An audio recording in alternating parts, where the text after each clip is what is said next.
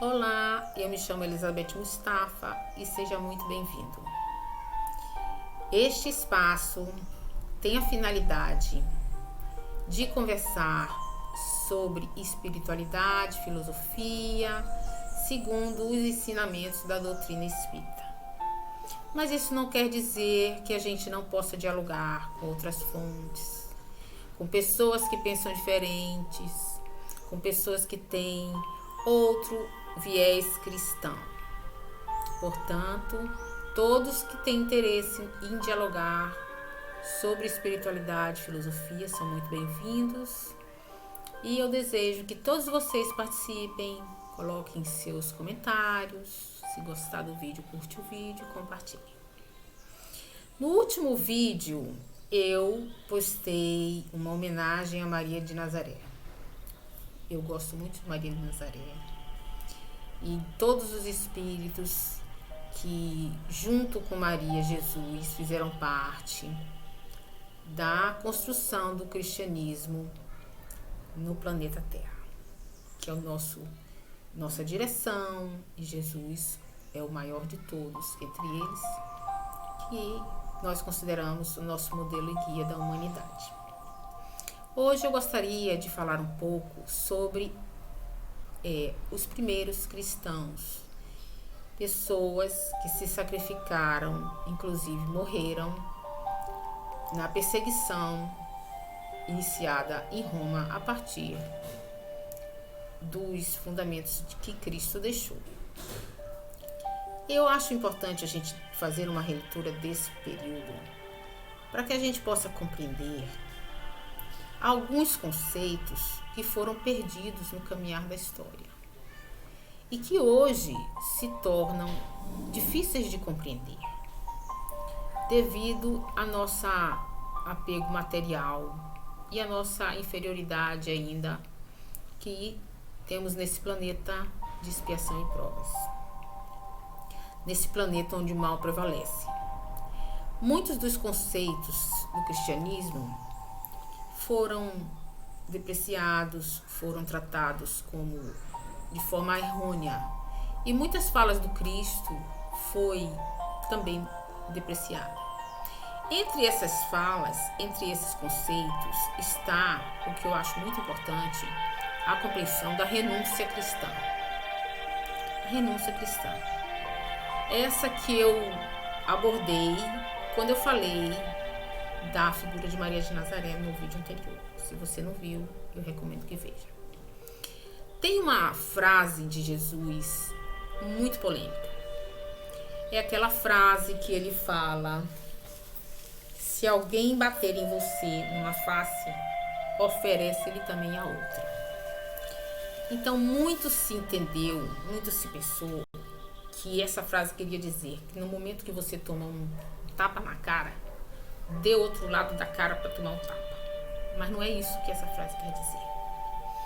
Essa frase quer dizer: se alguém lhe oferece uma face, se alguém lhe oferece uma face de ódio, devolva-lhe com outra face, a do amor. É isso que ela quer dizer. Ela quer dizer, essa frase quer dizer que você, quando for se relacionar com uma pessoa que está lhe mostrando uma face de grosseria, uma face de ódio, de rancor, não deve pegar o lixo do outro para si e rebater na mesma moeda. Ao contrário, você deve não se incomodar com a loucura do outro, que o louco é ele, não é você, e dar a sua face de paz e de equilíbrio, que é essa que você vai construir a partir dos conceitos de espiritualidade que o Cristo nos deixou. Então, oferecer a outra face é dar, em troca de uma face de ódio, uma face de amor e de compreensão. A gente sabe que isso é muito difícil, porque quando a gente é abordado, a nossa reação primeira sempre é defender-se e atacar novamente. Mas isso é um erro na perspectiva de espiritualidade. Se você busca se melhorar, se você busca compreender as lições do Cristo, a cada dia precisamos buscar dentro de nós o nosso ser humano maior, que é aquele que mora dentro da gente, para além do ego. O que fica com raiva, o que se estressa, o que quer responder é o ego, o egoísmo, o orgulho. Ele está na superfície de cada um de nós. Na profundidade de cada um de nós existe o self, nosso Deus interior, aquele que brilha, aquele que é preciso fazer brilhar, como o próprio Cristo falou, fazer brilhar a vossa luz. Então, fazer brilhar a nossa luz é depurar nosso perispírito de tal forma que essa luz se expanda e que a gente possa viver em equilíbrio, apesar dos conflitos que existem no mundo. Nós vivemos num mundo caótico. E esse mundo sempre foi caótico, desde os primórdios. Então eu quero aqui resgatar uma história daqueles cristãos que vieram com Cristo para construir essa nova doutrina do Evangelho, que ainda é muito pouco compreendida entre nós. Os meus dados que vão nortear minha fala é muito do nosso Evangelho segundo o Espiritismo e da nossa doutrina subsidiária, dos livros da doutrina subsidiária. Entre eles, eu retomo aqui O Caminho da Luz, que é muito importante esse livro, quando a gente quer enxergar o caminhar da história da humanidade a partir de uma perspectiva da filosofia espiritualista. Emmanuel traz isso nesse livro. Ele fala como a humanidade se desenvolveu dentro de um paradigma guiado por Deus. E os fatos que ocorrem, não só na nossa vida individual, mas na nossa vida coletiva, na humanidade inteira, ele tem direções que a espiritualidade comanda, cuida, acompanha, modifica. E essa história do cristianismo, ela vai nos mostrar isso. Eu trago também nessa fala estudos que eu fiz a partir dos meus estudos de história, porque eu sou professora de história licenciada. Eu dei aula de cursos de história por muitos anos no ensino médio. E esse assunto a gente sempre abordava quando se falava de antiguidade clássica, que a antiguidade clássica é Grécia, a história de Grécia e de Roma. Foi quando Jesus nasceu ao mundo. Quando Jesus veio ao mundo, o mundo se preparou para recebê-lo. Toda a humanidade se preparou para recebê-lo. Por que eu digo isso? Se você for nos anais da história, você vai observar que antes de Cristo nascer, existia um período de grande paz em Roma. Um período de construção das artes, da literatura, quando as guerras diminuíram.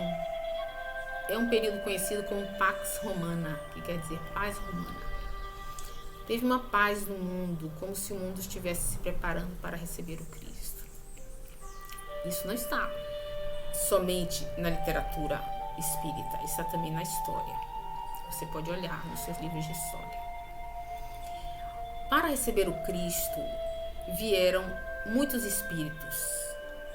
Muito antes do Cristo, os espíritos vieram preparar a chegada do Cristo. O próprio João Batista disse que veio antes, que veio para anunciar sua chegada, que veio para mostrar o caminho que o Messias seguiria. Tantos profetas anunciaram a chegada do Cristo. O profeta Jeremias, o profeta Isaías, o profeta Daniel. Se você estudar os livros antigos da revelação hebraica, a Bíblia Sagrada, os profetas já anunciaram Cristo, porque vieram antes preparar o caminho para que a humanidade pudesse receber. Maria de Nazaré foi escolhida para vir como mãe. E tantos outros espíritos vieram naquele período também para fomentar, sedimentar o Evangelho de Jesus no planeta. muitos cristãos que após a morte de Cristo e a ressurreição continuaram estudando seus pergaminhos, que foram construídos por eles mesmos. Os cristãos seguiram caminhando no Evangelho e estudando as Escrituras, mas o cristianismo incomodava o império e eles eram muito perseguidos. Tem um trecho aqui desse livro A Caminho da Luz que eu quero ler para vocês, que fala sobre esse período de perseguição dos cristãos. Na página 112. A princípio, as autoridades do império não ligaram maior importância à doutrina nascente, mas os apóstolos ensinavam que por Jesus Cristo não mais poderia haver diferença entre os livres e os escravos, entre patrícios e plebeus, porque todos eram irmãos, filhos do mesmo Deus. O patriciado não podia ver com bons olhos semelhante doutrina. Os cristãos foram acusados de feiticeiros e heréticos, iniciando-se o martirológico, com os primeiros editos de proscrição. O Estado não permitia outra associação independente, além daquelas consideradas como cooperativas funerárias. E aproveitando essa exceção, os seguidores do crucificado começaram os famosos movimentos das catacumbas. Olha aqui como ele está dizendo aqui, como Jesus falava: o meu reino não é deste mundo. Isso violentava o Império Romano, porque o Império dizia que eles eram rei e o imperador era o rei. Isso violentava o pensamento de Jesus, que achava que todos eram iguais perante Deus, e todos somos irmãos perante Deus. Nós sabemos que nesse planeta a justiça ainda é muito distante de tudo isso. E sabemos que cada um que vive nesse planeta experimenta a dor de acordo com a sua necessidade de aprendizado, a partir do conhecimento da reencarnação por Kardec. Nós sabemos que o ideal de felicidade no mundo ainda não é possível, mas nós estamos trabalhando nisso. Em breve, quando este planeta se tornar um planeta melhor, quando cada um de nós nos esforçarmos para entender o Evangelho de Jesus e nos tornarmos melhores, esse planeta vai experimentar a felicidade que todos nós desejamos. Não é um Estado que vai impor ao mundo essa igualdade, porque nós não somos iguais, nós somos diferentes em níveis evolutivos.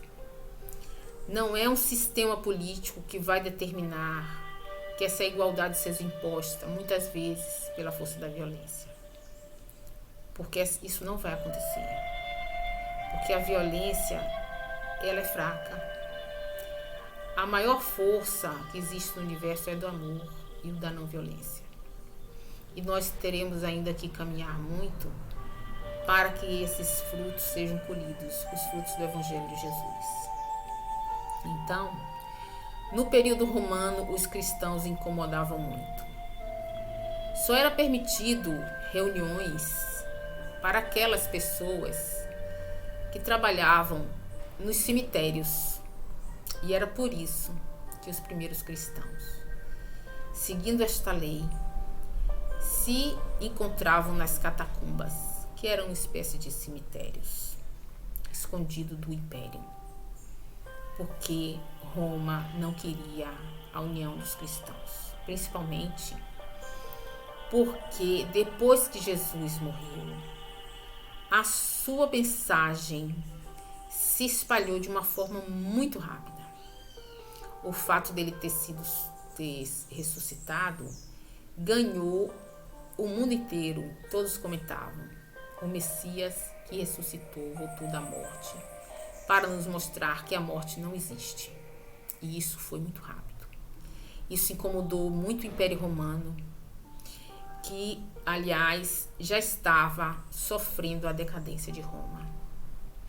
Na medida em que o Império parou de se expandir, formar escravos e alargar suas fronteiras, começou a ser atacado pelos povos bárbaros, que eram aqueles povos que viviam no entorno do Império. O Império Romano, naquela época, era quase era o mundo inteiro, mas existia ainda, por fora do Império Romano, povos bárbaros que não faziam parte do Império, não tinham sido dominados. E esses povos começaram a entrar em Roma e invadir. Os povos hunos, um dos mais violentos que entravam, destruindo tudo. Os povos godos, visigodos, ostrogodos, são vários povos que naquela época não tinham sido dominados por Roma. E eles começaram a entrar, começaram a invadir Roma.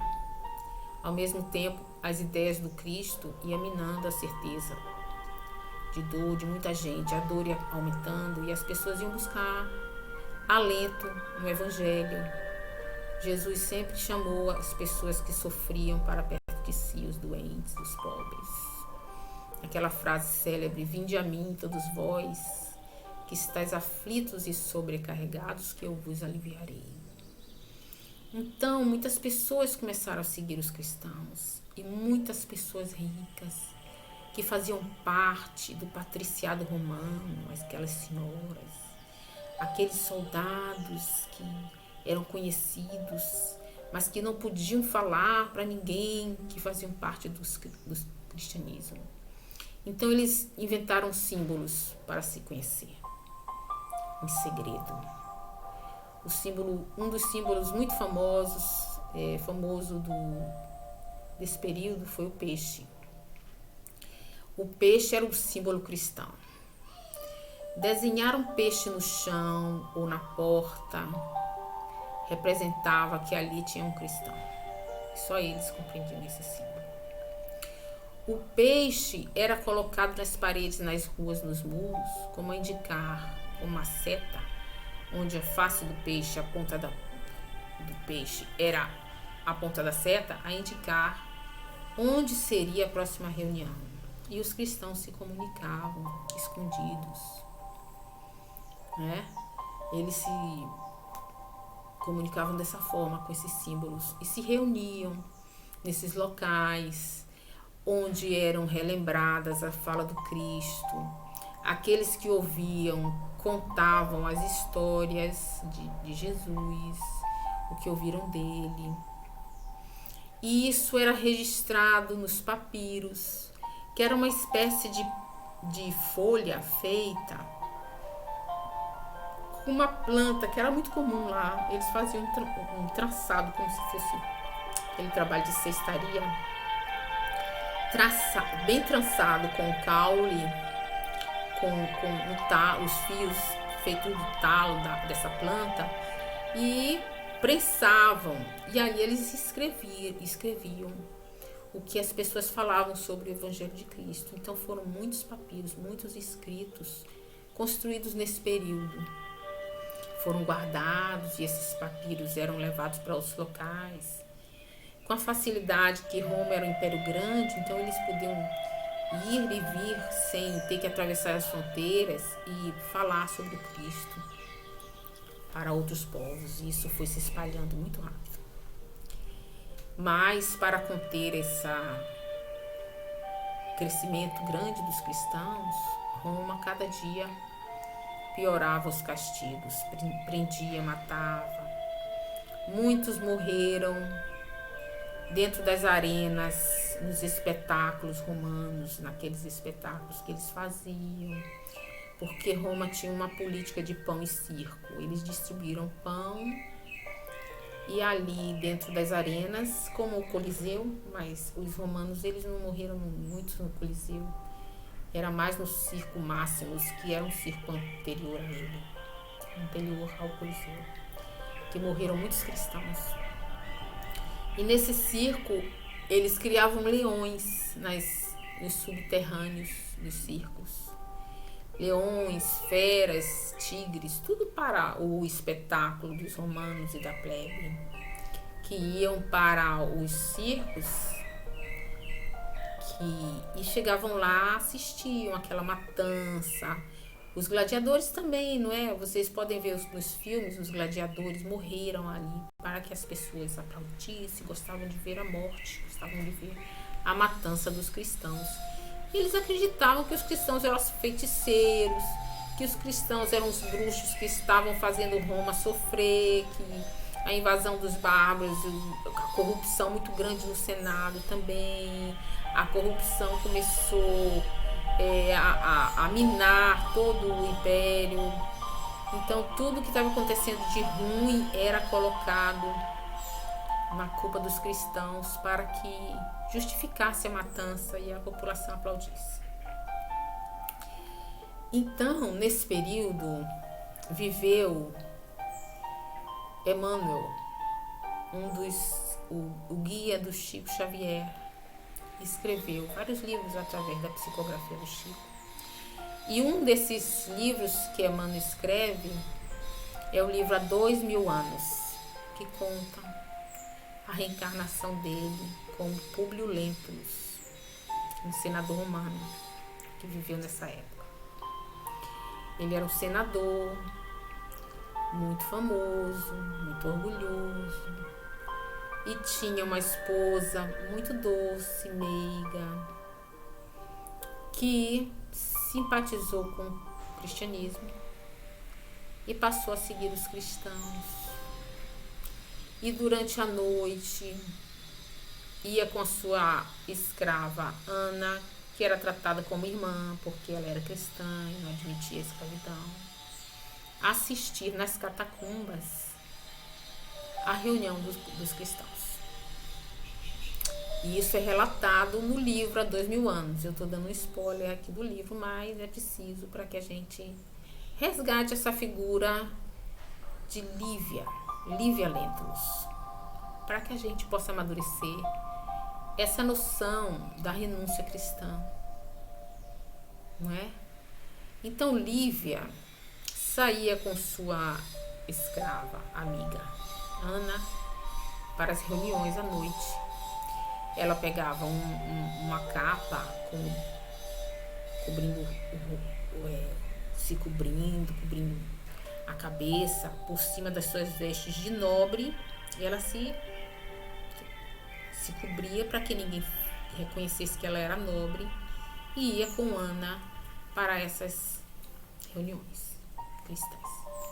Um dia, quando ela estava feliz, com sua alma embevecida com aquelas lições maravilhosas do Cristo, de amor, de caridade, e estava feliz por estar ali recebendo aquela luz toda, os romanos invadem as catacumbas e aprisionam Lívia e Ana, e elas são levadas para o cárcere com todos os cristãos que ali estavam, pessoas pobres, ricas, os filósofos que amavam Cristo, outros seguidores de Jesus, vários foram presos nessa noite. E Lívia ficou aprisionada lá, não apareceu em casa no outro dia. Emmanuel, na figura de Públio Lentulus, estava por receber um prêmio, uma coisa assim, e ele foi ao encontro dos outros senadores, e Lívia não chegou em casa. Só que Lívia tinha sido presa e ninguém sabia. E Lívia estava presa quando ela chegou para Ana e falou: Ana, minha querida Ana, minha amiga, você nunca foi minha escrava. Eu gostaria de trocar minhas vestes com você para que eu morra simples como Cristo, o meu Senhor. E trocou suas vestes de rica, suas vestes de Patrícia, com Ana, para que na hora do sacrifício ela estivesse totalmente identificada em humildade e luz com o próprio Cristo. Foi isso que ela fez. Só que os guardas, sabendo que tinha uma Patrícia dentro do... tinha sido presa ali também. Um falou pro outro, olha, tem uma senhora aí, Patrícia, que eu vi as vestes dela, ela tem joias. Ela tem vestes de Patrícia e se a gente botar ela na arena, a gente pode se prejudicar. Vamos tirar ela de lá. E na hora que eles foram buscar a Patrícia, a Ana estava vestida de Patrícia e foi retirada. E saiu, voltando para casa para contar para a família o que aconteceu com Ana, com Lívia. E Lívia foi levada ao sacrifício dentro do circo.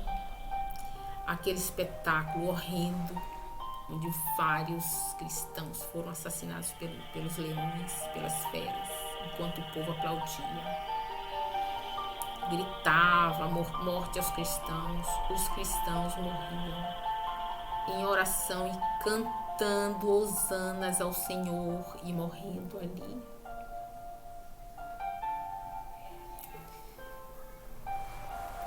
Me emocionei agora. Mas foi assim. Esse livro é muito forte, é muito bonito.